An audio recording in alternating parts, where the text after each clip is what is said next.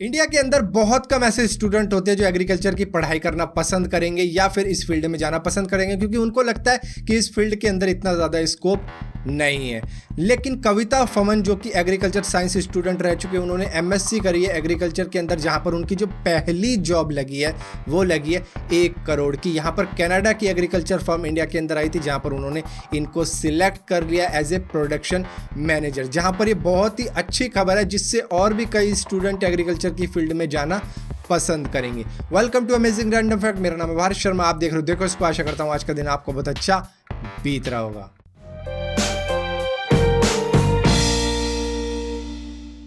Alaska के अंदर कुछ अनएक्टिव वोल्केनो भी हैं, जिसकी वजह से आस पड़ोस के लोगों को मालूम है कि ये अनएक्टिव है, लेकिन एक्टिव कभी भी हो सकते हैं। तो 1974 में एक 50 साल का व्यक्ति जिसका नाम था ओलिवर, वो कुछ टायर ले गया और उसने पहाड़ पर ये जला दिए, जिसकी वजह से वहाँ पर काला धुआं उठना स्टार्ट हो गया और लोगों को ऐसा लगने लग गया कि ये वोल्केनो फिर से एक्टिव हो चुका है। तो इसने बेसिकली उनका अप्रैल फूल बना दिया था। अमेरिका के टेक्सास के रहने वाले जॉन जेमसन की 40 साल पहले आंखों की रोशनी चली गई थी किसी इन्फेक्शन की वजह से, जो आंखों में इनके हो चुका था।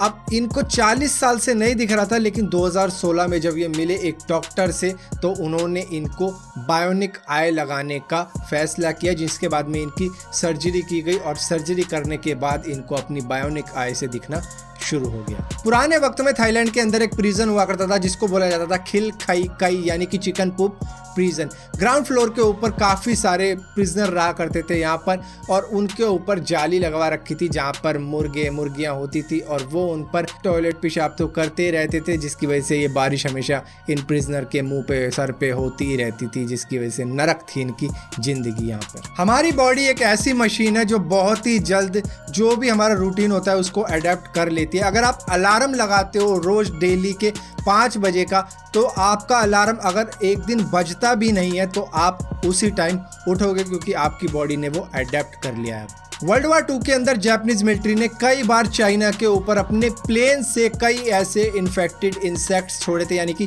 कीड़े मकोड़े छोड़े थे जिनके अंदर बीमारियां भरी पड़ी थी, और कई ऐसी बीमारियों के वायरसेस भी वहां पर छोड़े थे प्लेन से।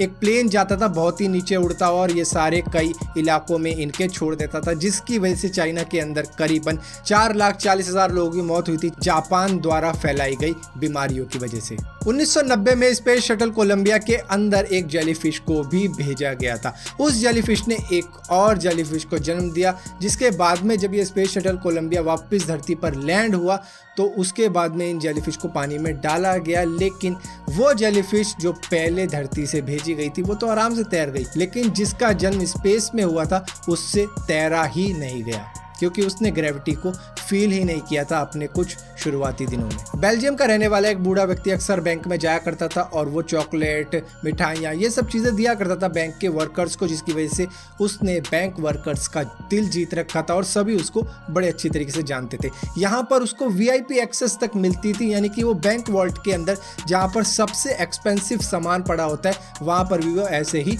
चलाया जाया करता था। लेकिन 2007 में उसने करीबन 28 मिलियन US$ की वर्थ के डायमंड्स वहां से चुरा लिए, और वो रफू चक्कर हो गया वहां से। दुनिया के सबसे अमीर आदमी जेफ बेजोस का प्लान है कि वो करीबन 3,236 सैटेलाइट स्पेस के अंदर छोड़ेंगे, जिससे करीबन 95% दुनिया को इंटरनेट मिलेगा, जो कि फास्ट होगा और सस्ता भी होगा। यहाँ पर फेसबुक इंटरनेट सैटेलाइट प्रोग्राम भी चल रहा है जो डेवलपमेंट मोड में, और ये सभी चाहते हैं कि इंटरनेट पूरी दुनिया को मिले, क्योंकि इनका काम इंटरनेट से ही चलता है और कमाई भी इंटरनेट की वजह से ही होगी इनकी। अगर ये दूसरों को इंटरनेट देंगे तो इनको भी पैसा मिलेगा इससे। इसी के साथ साथ अगर हम बात कर रहे हैं जेफ बेजोस की, तो उनकी पत्नी की भी बात होनी चाहिए, जिनका नाम है मैकेंजी। उन दोनों का तलाक हो चुका है, जिसकी वजह से मैकेंजी बन चुकी है दुनिया की तीसरी सबसे अमीर औरत। उनकी वर्थ है करीबन 35.7 बिलियन US$ की, यानी कि इंडियन करेंसी में कन्वर्ट करें तो होते हैं करीबन 2500 अरब रुपए।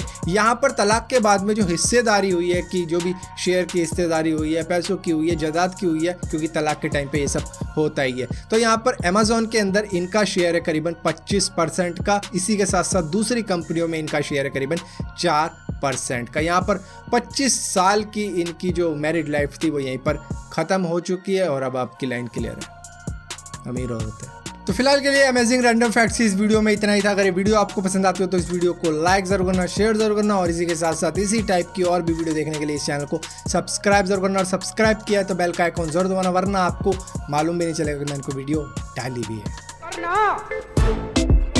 परेशान हो गए हम लोग 2.5 साल से, ये भी परेशान हो गए, हम भी परेशान हो गए। करो फिर, जब तक हम कह रहे थे करो करो करो करो तो कह रहे थे तुम करो, आज हमने कर दिया तो कह रहे हम करेंगे, तो करो ना भाई, कर कर कर कर कर करना, करो ना भाई, क्यों नहीं कर रहे।